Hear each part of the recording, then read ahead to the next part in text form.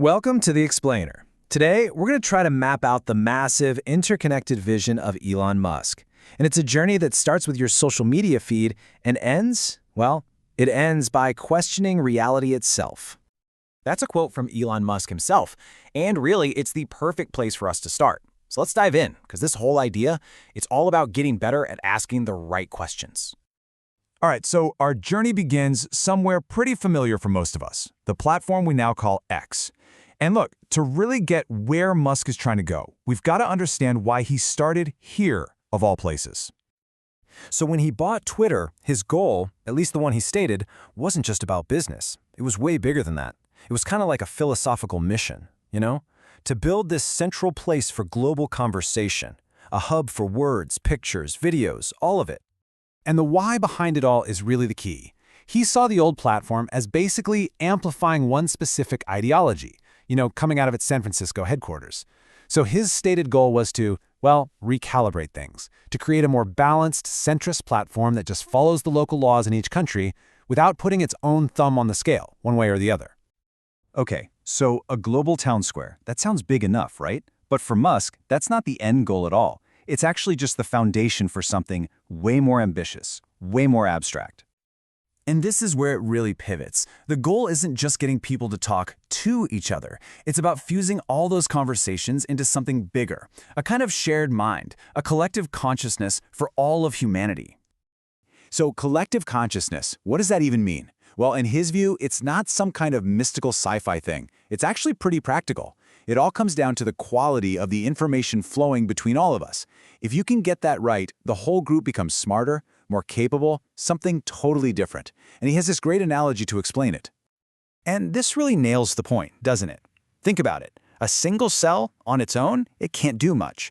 But put 30 trillion of them together, and suddenly you have a human being who can talk and think and create. It's the same idea with us. One person can't build a spaceship. No way. But a whole group of people? For sure, they can. Every time you scale up like that, you unlock totally new abilities. Okay, but why? What's the endgame here? Why is it so important to build this global brain? It's not about better products. It's not about money. It's about trying to answer the one big question that sits underneath everything. He actually pulls from The Hitchhiker's Guide to the Galaxy, arguing that the universe is the answer, but we have no idea what the original question was. So for him, the whole point of this collective consciousness thing isn't just to connect us. It's to make us, as a species, smart enough to finally figure out what questions we're even supposed to be asking about reality. All right, so from that philosophical idea, the vision builds into the next phase. And this is a technological shift he describes as, basically a force of nature. Yeah, a supersonic tsunami. We're not talking about a little wave of change here. He's predicting this thing is going to hit fast and hard, and it's going to completely change our society, starting with something as basic as the idea of a job. I mean, this is a seriously bold prediction.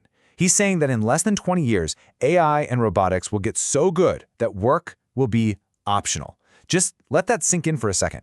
Our entire lives, for all of history, have been built around work, and he thinks it's going to become a hobby, something you do because you want to, not because you have to.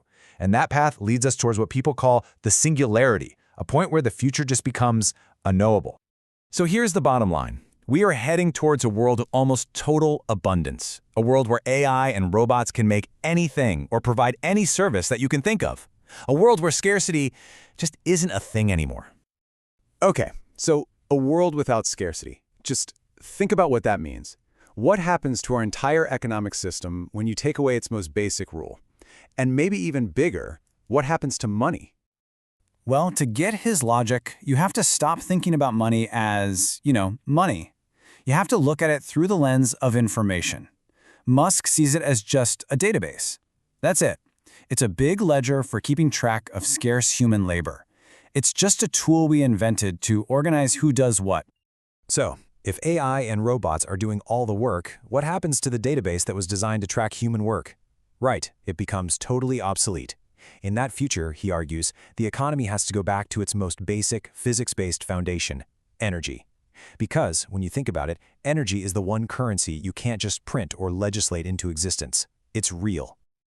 Okay, so we've gone from social media to economics, and now Musk's vision takes its final, pretty mind-bending leap into pure philosophy.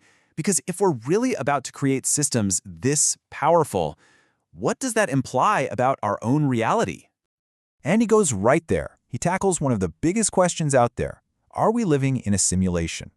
And his answer isn't some vague maybe. He actually thinks the probability is pretty high. And the way he gets there, it's surprisingly simple. His whole argument is basically just drawing a line forward from where we are. I mean, just look at video games. 50 years ago, we had Pong. 2 little rectangles and a dot. That was it.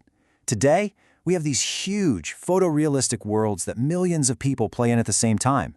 So if you just assume any kind of continued improvement, it seems pretty much inevitable that eventually we're going to create simulations that are completely, 100% indistinguishable from reality. And that leads to a pretty wild conclusion.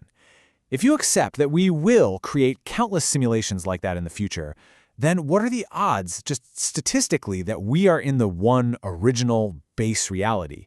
The numbers just don't add up. It's way, way more likely that we're in one of the simulations. And he leaves us with this one last thought. When we make simulations or games, what do? We get rid of the boring ones, right? We only keep playing the interesting ones. It's like survival of the fittest for realities. So the simulations that are most likely to stick around are the most interesting ones. And if we are in a simulation, it's almost a guarantee that it's an interesting one. Which kind of leaves you with one last question, doesn't it? Is our world not interesting?